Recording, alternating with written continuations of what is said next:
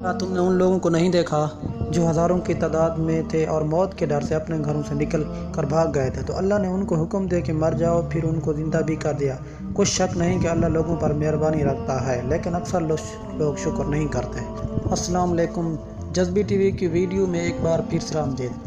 حضرت حزقیل علیہ السلام اللہ تعالیٰ کے ایک نیک اور برگزیدہ بندے تھے۔ حضرت موسیٰ علیہ السلام کے بعد ان کے خادم خاص حضرت یوشع علیہ السلام منصب نبوت پر فائز ہوئے اور بنی اسرائیل کو ساتھ لے کر ارض مقدس کو مشرکین سے آزاد کروایا۔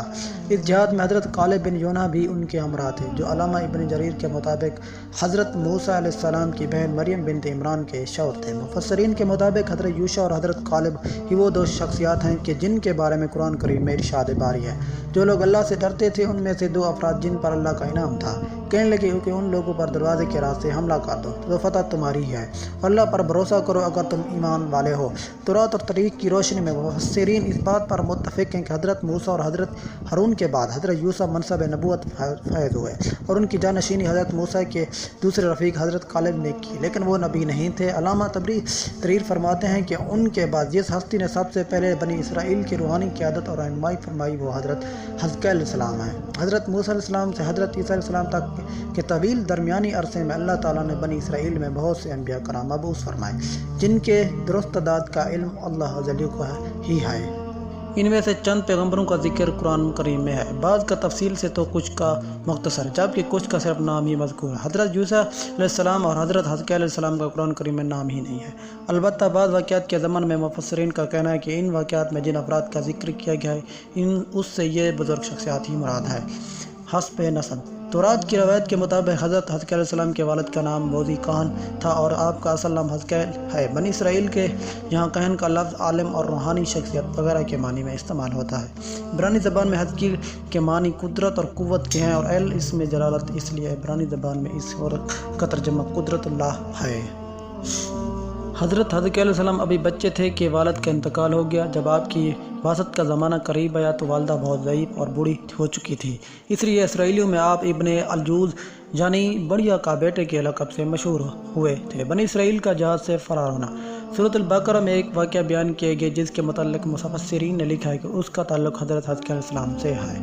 اس زمان میں حضرت عبداللہ بن عباس اور بعض دیگر صحابہ کرام کے حوالے سے روایت منقول ہیں کہ حضرت حزقیل علیہ السلام نے بنی اسرائیل سے کہا کہ تم سب تیار ہو جاؤ، ہم مشرکین سے جنگ کرنے جائیں گے تاکہ اللہ کے نام کو بلند کیا جا سکے۔ بنی اسرائیل نے جب جنگ اور جہاد کی بات سنی تو اپنے جانوں کی خوف سے بھاگ کھڑے ہوئے اور آبادی سے دور ایک وادی میں جا کر قیام پذیر ہو گئے، گویا یوں اپنی طور پر مطمئن ہو گئے کہ وہ موت سے محفوظ ہو گئے ہیں۔ حضرت حزقیل علیہ السلام نے ان کی اس طرح ڈر کر بھاگ جانے پر ناراض ہو کر ان کے لیے بد دعا کی، یا پھر خود اللہ بزرگ و برتر کو ان کی یہ نافرمانی بری لگی۔ بہرحال ان پر موت طاری کر دی گئی اور وہ سب کے سب موت کے آغوش میں چلے گئے۔ ایک ہفتے بعد وہاں سے حضرت حزقیل علیہ السلام کا ذکر ہوا تو انہیں ان کی اس حالت پر افسوس ہوا جس پر وہ انہوں نے بد دعا کی تھی، یا اللہ ان کو موت کے عذاب سے نجات دے تاکہ ان کی زندگی خود ان کے لیے اور دوسروں کے لیے عبرت و بصیرت بن جائے۔ دعا قبول ہوئی اور وہ زندہ ہو کر نمونہ عبرت بن گئے۔ سورۃ البقرہ میں ارشاد ہے، بھلا تم نے ان لوگوں کو نہیں دیکھا جو ہزاروں کی تعداد میں تھے اور موت کے ڈر سے اپنے گھروں سے باہر نکل گئے تھے؟ تو اللہ نے ان کو حکم دیا کہ مر جاؤ، پھر ان کو زندہ بھی کر دیا۔ کچھ شک نہیں کہ اللہ لوگوں پر مہربانی کرتا ہے، لیکن اکثر لوگ شکر نہیں کرتے۔ موت سے فرار ممکن نہیں۔ تفسیر ابن کثیر میں صحابہ کرام اور تابعین کے حوالے سے اس واقعے کی تشریح یہ بیان کی گئی کہ بنی اسرائیل کی کوئی جماعت ایک شہر میں بستی تھی، وہاں کوئی سخت وبا جیسی طاعون وغیرہ پھیل گئی، جس پر یہ لوگ جو تقریباً 10,000 کی تعداد میں تھے گھبرا اٹھے اور موت کے خوف سے اس شہر کو چھوڑ کر دو پہاڑوں کے درمیان ایک وسیع میدان میں جا کر قیام پذیر ہو گئے۔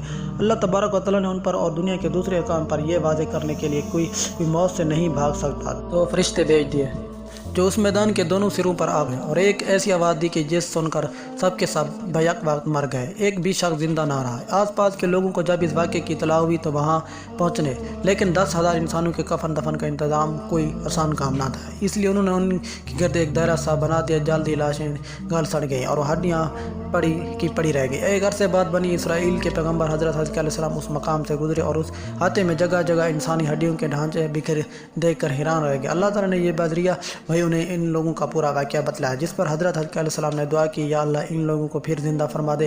اللہ تعالیٰ نے ان کی دعا قبول فرمائی اور انہیں حکم دیا کہ ان شکستہ ہڈیوں کو اس طرح خطاب فرمائے، اے پرانی ہڈیوں، اللہ تعالیٰ تم حکم دیتا ہے کہ ہر جوڑ کی ہڈی اپنی جگہ جمع ہو جائے۔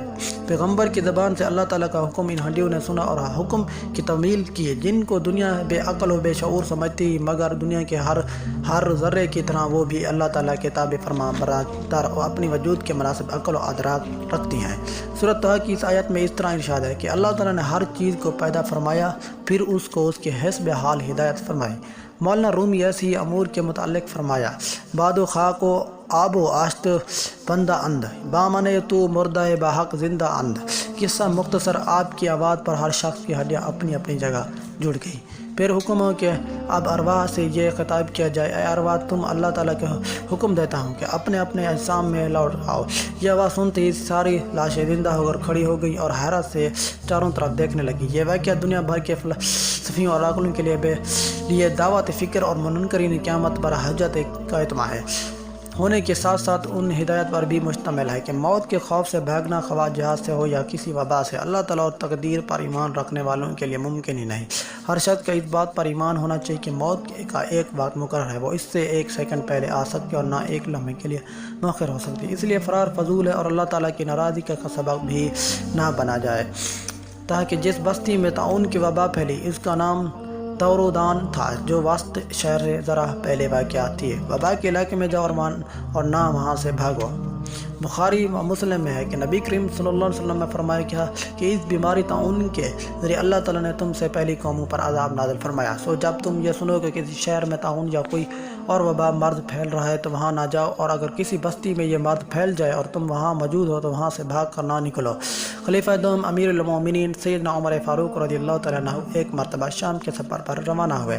ابھی آپ شام کی سرحد کے قریب تبوک سے ذرا پہلے مقام سرخ تک پہنچے تھے کہ شام میں طاعون پھیلنے کی اطلاع ملی۔ یہ ملک شام کی تاریخ کا ایک بڑا صحنہ تھا جس میں بہت سے صحابہ اور تابعین بھی لقمہ اجل بنے۔ امیر المومنین نے رک کر صحابہ کا مشورہ کیا، لیکن کوئی واضح فیصلہ نہ ہو سکا۔ حضرت عبداللہ بن عوف اس مجلس میں موجود نہیں تھے۔ جب وہ آئے اور انہیں بات کا علم ہوا تو انہوں نے فرمایا کہ امیر المومنین، میں نے رسول صلی اللہ علیہ وسلم سے سنا ہے۔ آپ نے فرمایا کیا کہ جب کسی علاقے میں طاعون کی وبا پھیل جائے اور تم وہاں موجود ہو تو وہاں سے راہ فرار اختیار نہ کرو، اور جب کسی علاقے کے متعلق سنو کہ وہاں وبا ہے تو وہاں مت جاؤ، کیونکہ یہ وہ بیماری ہے جس کے ساتھ تم سے پہلی امتوں کو عذاب دیا گیا تھا۔